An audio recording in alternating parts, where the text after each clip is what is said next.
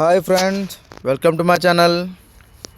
ఈరోజు ఇక్కడ కాంక్రీట్కి వచ్చాము. ఇక్కడ ఏంటని చూస్తున్నారా, మన తెలంగాణ ప్రభుత్వము చెరువుల సుందరీకరణ అండ్ వాటి పరిరక్షణలో కార్యక్రమంగా హైడ్రా చేత నిర్మించబడినటువంటి చెరువు కాంపౌండ్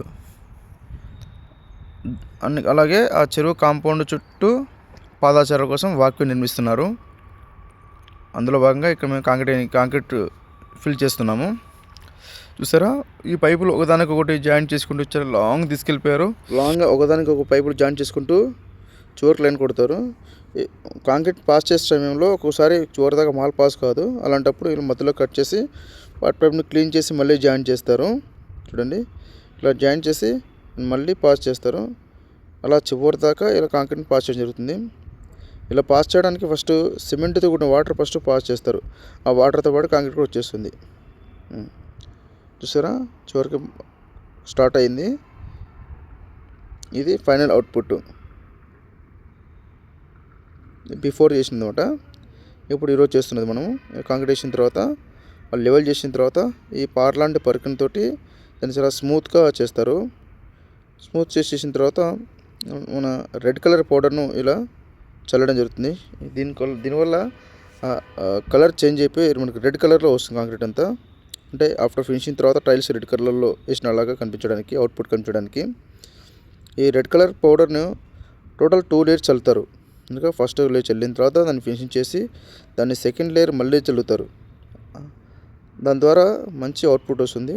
మంచి క్లీన్గా చాలా స్మూత్గా వస్తుంది. చూసారా, ఇది చేయడం చాలా నైపుణ్యంతో కూడిన పని. ఎందుకంటే ఇలా టోటల్ 2 లేయర్స్ చేసిన తర్వాత దాన్ని స్మూత్ చేసిన తర్వాత దానిపైన మళ్ళీ వైట్ పౌడర్ని చల్లడం జరుగుతుంది.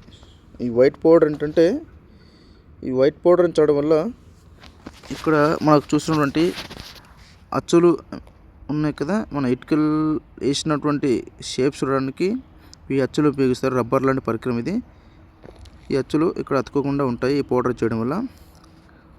ఇలా స్టెప్ బై స్టెప్ ఒకదానికి జాయింట్ చేసుకుంటూ చాలా గట్టిగా ప్రెస్ చేస్తారు. ఒకసారి చూద్దాం రండి. చూడండి ఎంత గట్టిగా ప్రెస్ చేస్తున్నారో. ఇలా ప్రెస్ చేయడం వల్ల కింద కాంక్రీట్లో ఇటుక లాంటి అచ్చులు పడడం జరుగుతుంది. స్టెప్ బై స్టెప్ దాన్ని ముందుకు వెనక్కు జరుపుకుంటూ ఇలా యూజ్ చేస్తారు.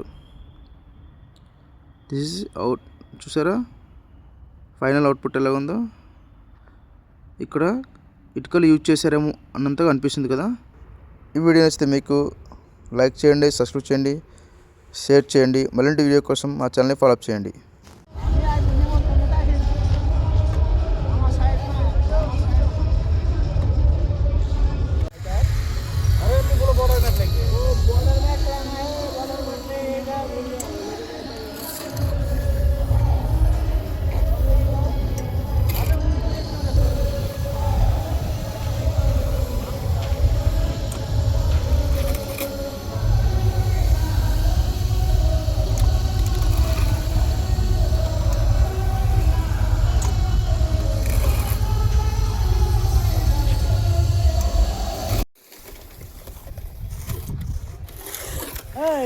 India, dia full of the marathon, apa marathon?